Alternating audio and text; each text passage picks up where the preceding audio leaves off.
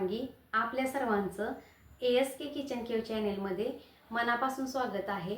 आज आपण उन्हाळी वाळवणातील 6वी रेसिपी बघणार आहे। या अगोदर आपण सांडगे, खिचे पापड, रव्याचे पळी पापड, बटाटा वेफर्स अशा सगळ्या रेसिपी बघितलेल्या आहेत।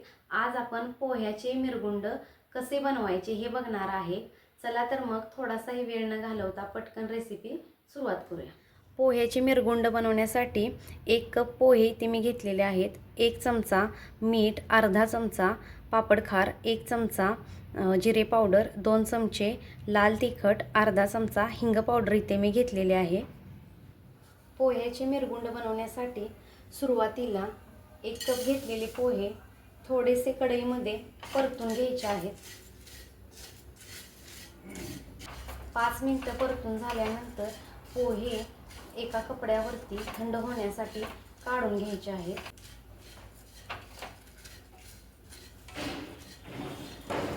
तुम्ही बघू शकता पोह्याचा रंग बदललेला आहे।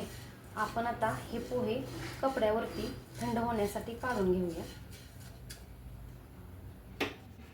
आता मी हे पोहे थंड करण्यासाठी एका टॉवेलवरती पसरून ठेवलेले आहेत। थंड झाल्यानंतर आपण हे मिक्सरला बारीक करून घेणार आहे। यामधली संपूर्ण वाफ जाऊन द्यायची आहे, मगच आपण हे मिक्सरला बारीक करून घेणार आहे। आता आपले पोहे थंड झालेले आहेत। आपण एका मिक्सरच्या भांड्यामध्ये हे घालून घेऊया।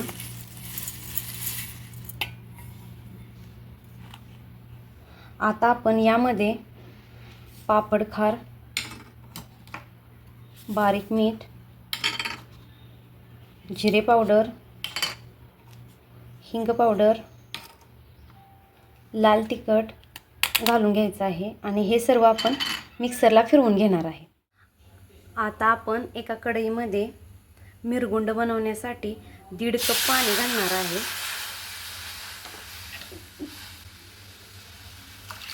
1.5 कप पाणी इथे एका वाटीसाठी मी घेतलेलं आहे, किंवा कपच्या प्रमाणावरती 1.5 कप पाणी आपण घ्यायचं आहे।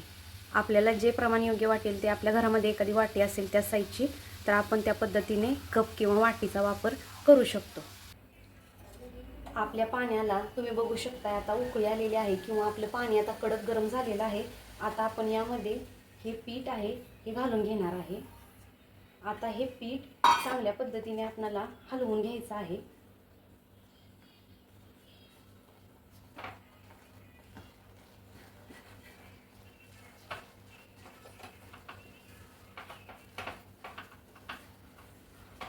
हे नीट असं पाण्यामध्ये मिक्स झालेलं पाहिजे। तुम्ही बघू शकता छान पद्धतीने असं मिक्स झालेलं आहे। आता यावरती प्लेट झाकून आपल्याला हे पीठ 15 मिनिटांसाठी शिजवून घ्यायचं आहे।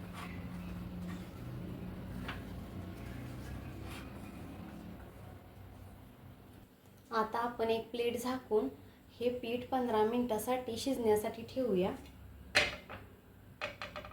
15 मिनिटे झालेली आहेत। आता आपण हे पीठ चेक करून घेऊया।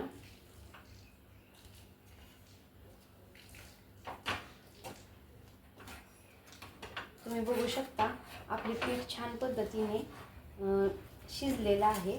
आता आपण हे एका प्लास्टिकच्या पिशवीमध्ये घालून घ्यायचं आहे। आता हे पीठ आपण प्लास्टिकच्या पिशवीमध्ये घालून घेणार आहे।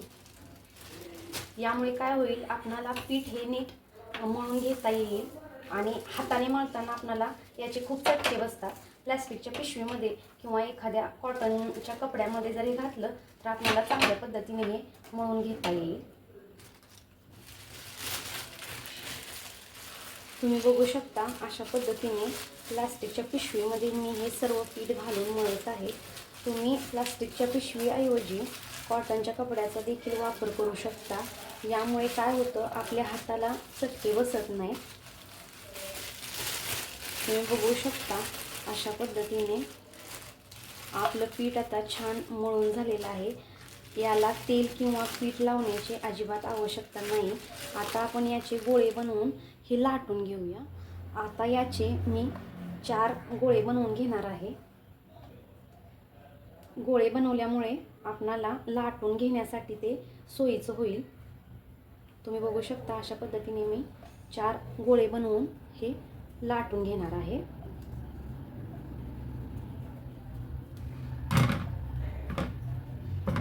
मी एका प्लेटमध्ये बाकीचे गोळे काढून घेतलेले आहेत. आता मी हे लाटून कसं घ्यायचं ते तुम्हाला दाखवते.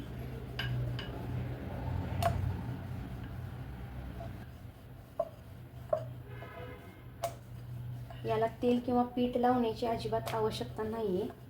तुम्ही बघू शकता.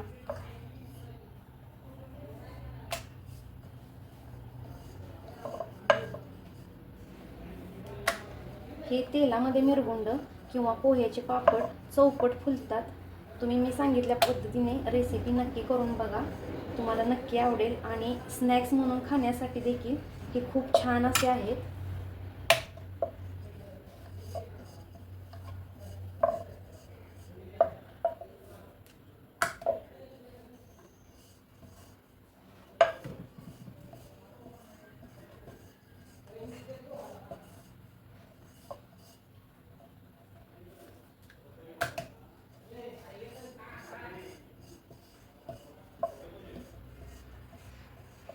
तुम्ही छोटे छोटे गोळे बनवून सुद्धा हे पापड म्हणून गोल सुद्धा लाटू शकता, किंवा अशा पद्धतीने तुम्हाला हव्या त्या शेपमध्ये सुद्धा हे कट करून घेऊ शकता.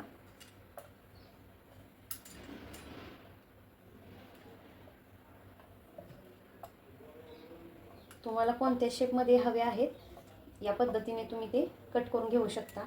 या पद्धतीने बाकीचे देखील मिरगुंड मी बनवून घेते. आता आणखीन एक गोळा कशा पद्धतीने लाटायचा आहे ते मी दाखवते. उन्हाळी वळवणातला कोणताही प्रकार असो, तो थोडासा गरम असताना बनवल्यानंतर छान होतो.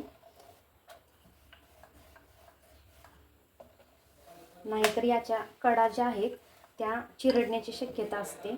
म्हणून आपण गरम असताना लाटून घ्यायचं आहे. किंवा तुम्ही प्लास्टिकच्या पेपरमध्ये देखील हे घालून एक एक छोटे छोटे गोळे बनवून एक एक पापड लाटू शकता.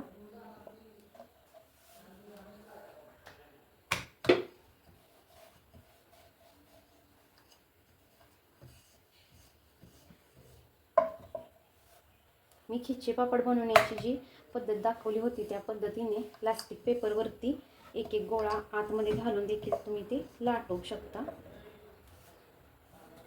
पण नेहमीच्या गोल आकारामधले पापड बनवण्यापेक्षा मी काहीतरी वेगळं असं वेगळा आकार देऊन हे मिरगुंड बनवलेले आहेत.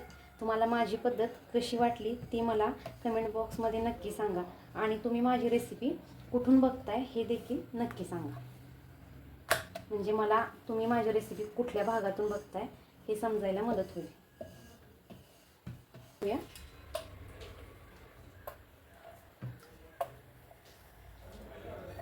लहान मुलांना सुट्टीमध्ये खाऊ म्हणून देखील तुम्ही हे तळून देऊ शकता. अतिशय टेस्टी असे लागतात. बाहेरचे वेफर्स किंवा कुरकुरे देण्यापेक्षा आपण घरी बनवलेले स्नॅक्स कधीही चांगलं. माझी मुलं हे अतिशय आवडीनं खातात, म्हणून मी जास्त प्रमाणामध्ये हे बनवून ठेवते. अशा पद्धतीने आपले मिरगुंड आता तयार झालेले आहेत. तुम्ही बघू शकता.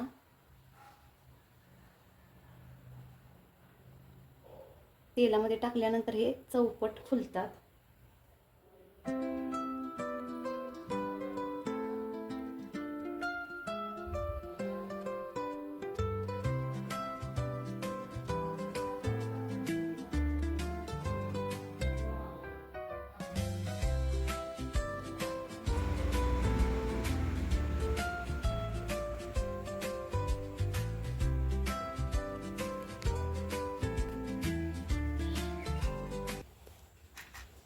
दोन दिवस उन्हामध्ये वाळवल्यानंतर आपले मिरगुंड असे छान पद्धतीने वाळलेले आहेत. आता आपण हे तळून घेणार आहे. मी एका कढईमध्ये तेल गरम करण्यासाठी ठेवलेलं होतं. आपण आता थोडे थोडे घालून असे मिरगुंड तळून घेऊया. हे तेलामध्ये खूप छान पद्धतीने फुलतात आणि आपल्या लहान मुलांना तुम्ही स्नॅक्स म्हणून घरच्या घरी सुट्टीचा खाऊ म्हणून हे देऊ शकता.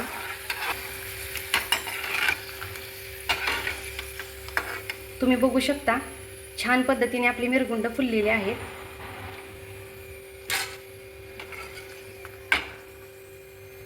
तेल आता खूप जास्त गरम झालेलं आहे, त्यामुळे मी गॅस कमी करून घेते. थोडे थोडे टाकून असे मिरगुंड तळून घ्यायचे आहेत.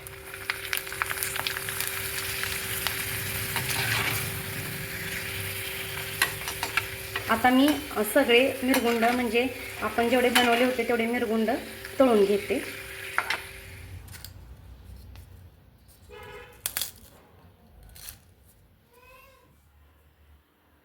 टेस्टी, क्रिस्पी आणि अट्रॅक्टिव्ह अशी पोह्याचे मिरगुंड किंवा पोह्याचे पापड ही रेसिपी तुम्हाला कशी वाटली कमेंट बॉक्समध्ये मला नक्की सांगा. आणि अशाच नवीन नवीन रेसिपींच्यासाठी आमच्या ASK किचन केव चॅनेलला लाईक करा, शेअर करा आणि सबस्क्राईब करा. थँक्यू.